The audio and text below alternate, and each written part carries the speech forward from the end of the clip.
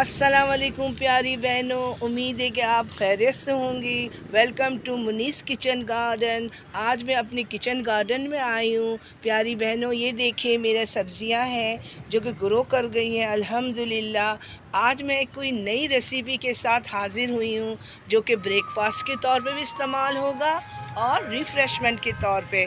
सोचा क्यों ना अपनी बहनों से शेयर कर लूँ। उसके लिए मुझे फ्रेश कोरिएंडर धनिया की ज़रूरत है जो कि मैं हार्वेस्ट करूँगी अब कुछ ही देर में, और कुछ और चीज़ें भी हार्वेस्ट करना है तो वो मैं आपसे शेयर करूँगी।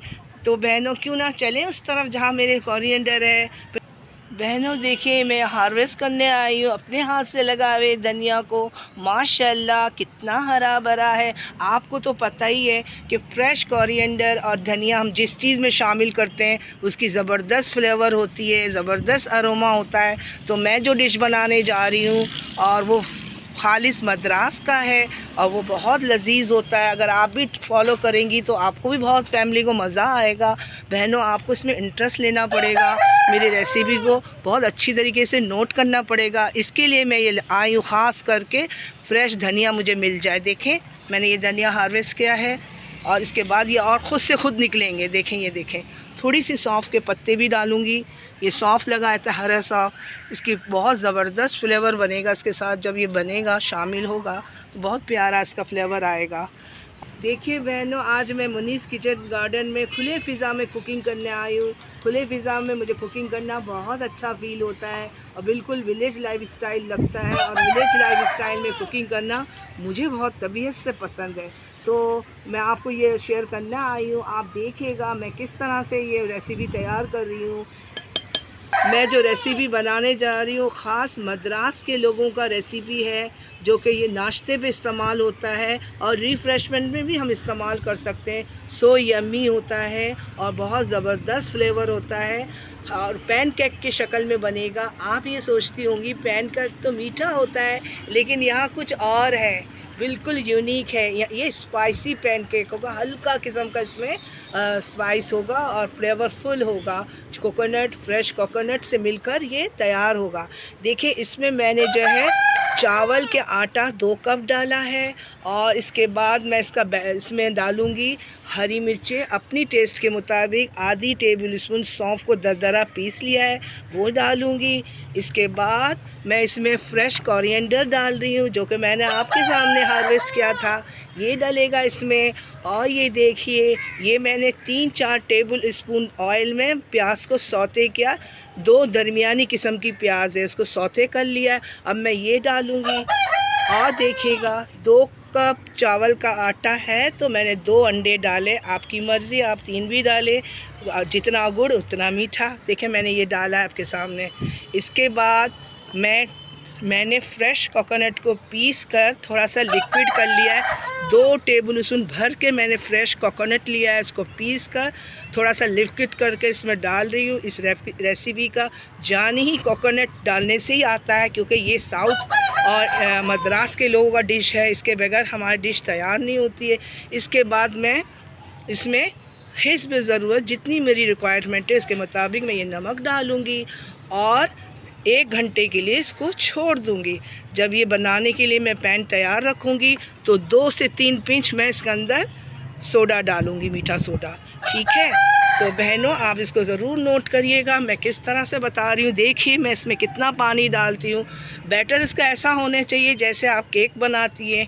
केक का बैटर थोड़ा हार्ड है, उससे थोड़ा लूज़ रखना है। देखिए मैं इसमें पानी डाल रही हूँ। ये मेरे मग्गे का साइज़ देख लीजिए।